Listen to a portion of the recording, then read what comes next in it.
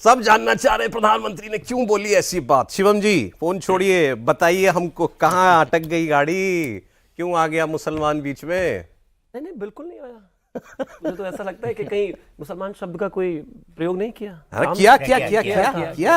अरे अब इतने भोले मत बनिए आप। अच्छा, इतने भोले मत बनिए। विषय साफ है, प्रधानमंत्री जी ने वो कहा जो सच है। अच्छा, अब अगर अरे एक सेकंड, प्रोग्राम की शर्त भूलिए, इनको बताई नहीं यार। शर्त बताइए क्या है। छुपा कुछ नहीं सकते, बताना ही पड़ता है।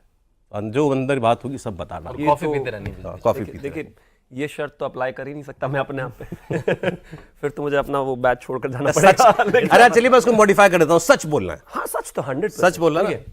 आज का सच ये है कि आदरणीय प्रधानमंत्री जी की अध्यक्षता में जिस तरीके से चीजें चल रही हैं, जिस तरीके से चुनाव चल रहा है, भारतीय जनता पार्टी चार तो पार कर रही है। बहरहाल पहले फेज के बाद भी बहरहाल उसमें चीजें हैं कि समय समय पर जो भी पार्टियां मुद्दे लेकर आएंगी हम उस पर चोट करेंगे।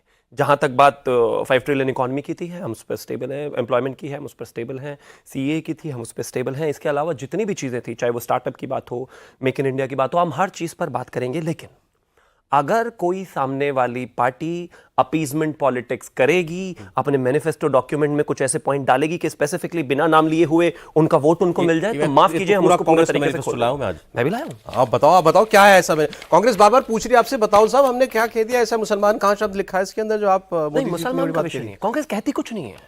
पेज नंबर 28 पर कांग्रेस कहती है कि जिस तरीके की सारी चीजें हुई हैं, और पेज नंबर 6 पर कहती है कि सोशो इकोनॉमिक जो है सर्वे है और आय के मामले में बढ़ती असमानता का समाधान करेगी। जी, ये लिखा है। दूसरा, अब राहुल गांधी जो है रैली में जाकर कहते हैं कि हाँ जिस तरीके से हमने चीजें की हैं क्रांतिकारी कदम है, सोशो इकोनॉमिक सर्वे कराने के बाद जो है हम वेल्थ को किस तरीके से, अब वेल्थ डिस्ट्रीब्यूट कैसे होगी? अब आप मुझे एक चीज बताइए, मैं आपके चैनल में बैठा हूं तो आप ही से शुरू करता हूं। रजत शर्मा जी ने अपने साथ में उनके कई सारे पत्रकारों ने काम शुरू किया होगा, वो हर जाति धर्म संप्रदाय से आए होंगे, पॉसिबली मुस्लिमों से भी आए होंगे, लेकिन रजत शर्मा जी ने दिन रात मेहनत करके, दिन रात काम करके आज इंडिया टीवी को वहां पहुंचा दिया जहां ये है। सही। राहुल गांधी बराबर में आकर उनके घर के सामने कहे कि सुनिए रजत जी, मैं वेल्थ डिस्ट्रीब्यूट करूंगा, रीडिस्ट्रीब्यूट करूंगा, आपने जो किया तो किया, लेकिन बराबर में जो वो अब्दुल है या कोई भी है उनको मैं वेल्थ जरूर दूंगा। अब्दुल ही क्यों याद आ रहा है? क्योंकि सब कुछ नीतियां इनकी घूमकर अब्दुल पर ही जाती हैं। एग्जांपल देता हूं, कुछ और पेपर भी लाया हूं, सिर्फ मैनिफेस्टो काफी नहीं था। 5 अप्रैल 2014 को इस देश में एक कैबिनेट नोट निकलता, सीक्रेट नोट, रात को उसको अप्लाई किया जाता है। लुटियंस दिल्ली में 123 प्रॉपर्टी जो थी, जो अंग्रेजों से जिनकी इनहेरिटेंस ली गई थी, उसको रातों रात वक्फ को दे दिया। अगर इनकी नजर में इतने इंपॉर्टेंट है दलित, SC ST OBC, तो दलितों को क्या मिला? OBCs को क्या मिला? छोड़ दीजिए उसको। जैन, बौद्ध, पारसी, उनको क्या मिला? नहीं मिला। मिला किसको? वक्फ को मिला।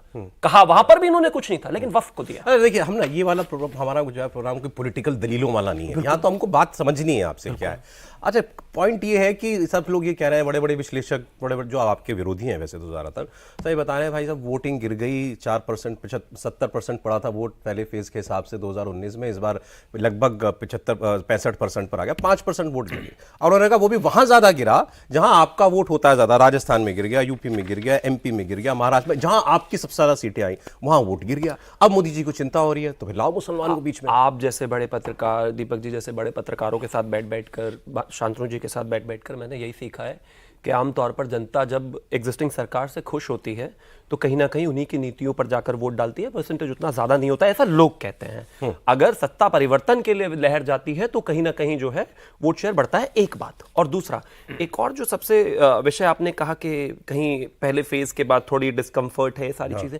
वो लोग इस तरह की बातें इसलिए कर रहे हैं क्योंकि वो आदरणीय प्रधानमंत्री जी को जानते नहीं। अभी सुधांशु जी का एक बाइट जो है बड़ा वायरल हो रहा है बहुत रिसेंट में। राजनाथ जी ने उनसे बताया कि 2019 में जब हम चुनाव जीतकर पहली बैठक में आए, तो पहली बैठक में आमतौर पर आदमी कंफर्ट में रहता है। आप भी जब चुनाव खत्म कर लेंगे तो रिलैक्स करेंगे, तो 4 जून के बाद कहेंगे चलो थोड़ा शांति से शो करते हैं या 1-2 दिन का ऑफ ले लेते हैं।